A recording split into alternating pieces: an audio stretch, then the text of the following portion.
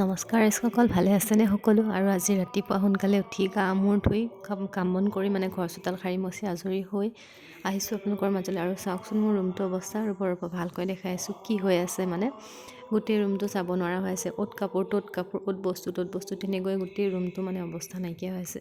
আগে এইখিনি চাফা কৰি লওঁ, তাৰপিছত কৈ আছোঁ আপোনালোকক যে ইমান দৌৰাদৌৰি কিয় কৰি আছোঁ।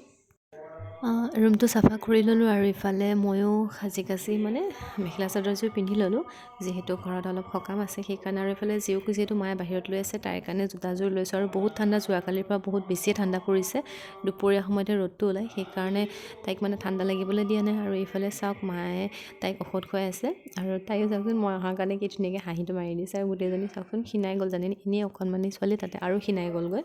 আৰু ইফালে মায়ে তাইক ঔষধ খুৱাই আছে, তাৰপৰা মায়ে ক'লে যে তই খোৱা ঔষধখিনি মই তাইক খুৱাব পৰা নাই ভালকৈ, সেইকাৰণে ময়ো বুদ্ধি কৰি তাইক ঔষধ খোৱালোঁ। আৰু চাওকচোন কেমেৰাটো অন কৰাৰ লগতে তাই মানে গমেই পাইছে আৰু সিফালে চাবলৈ ল'লে, মানে খেলি তাইৰ লগত তেনেকৈ ঔষধখিনি খুৱাব লগা হয়, নহ'লে তাই বমি কৰি উলিয়াই দিয়ে। আৰু ইফালে মাও আহি পালে, মাকো দেখাই দিছোঁ অলপ।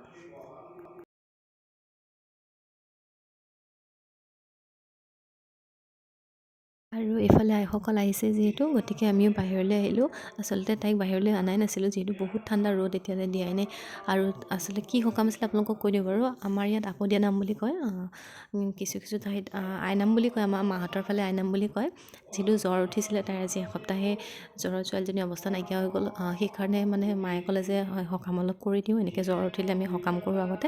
তাৰপৰা ময়ো ক'লোঁ হ'ব তেন্তে, এনেকৈ কৰিলে যদি ভাল হয় কৰি দিয়ক। তাকে মায়ে মানে আজি শুক্ৰবাৰ আৰু আজিয়ে ক'লে যে সকামকণ আজিয়ে কৰি দিওঁ, সেইকাৰণে সেই সকামকণৰ কাৰণে মানে আইসকল মাতা হৈছে। আৰু এইফালে যিহেতু বহুত ঠাণ্ডাও পৰিছে সেইকাৰণে তাইক তথাপিতো বাহিৰত লৈ আহিছোঁ, যিহেতু তাইৰ কাৰণেই কৰা হৈছে এইখিনিহঁত।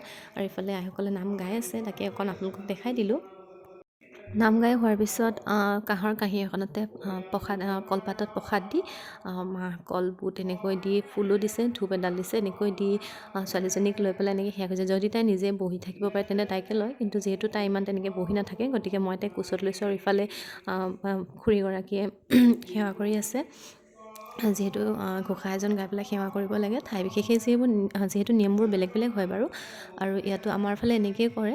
আৰু ময়ো ফাৰ্ষ্ট টাইম দেখিছোঁ এনেকুৱা কৰা, সেইকাৰণে আপোনালোকক অলপ দেখাই দিলোঁ। আৰু এইফালে তাই কিমানখিনি পাৰে খুৱাবলৈ দিছে, তাই যিহেতু ইমান তেনেকৈ নাখায় গতিকে মই ভাবিছোঁ অকণমান তথাপিতো নিয়মটো কৰাই দিওঁ। আৰু মাহ প্ৰসাদ অলপ খোৱালোঁ, তাৰ মাজতে অকণমান কমলাকে খুৱাই দিলোঁ তাইক, সেইখিনি আপোনালোকক দেখালোঁ।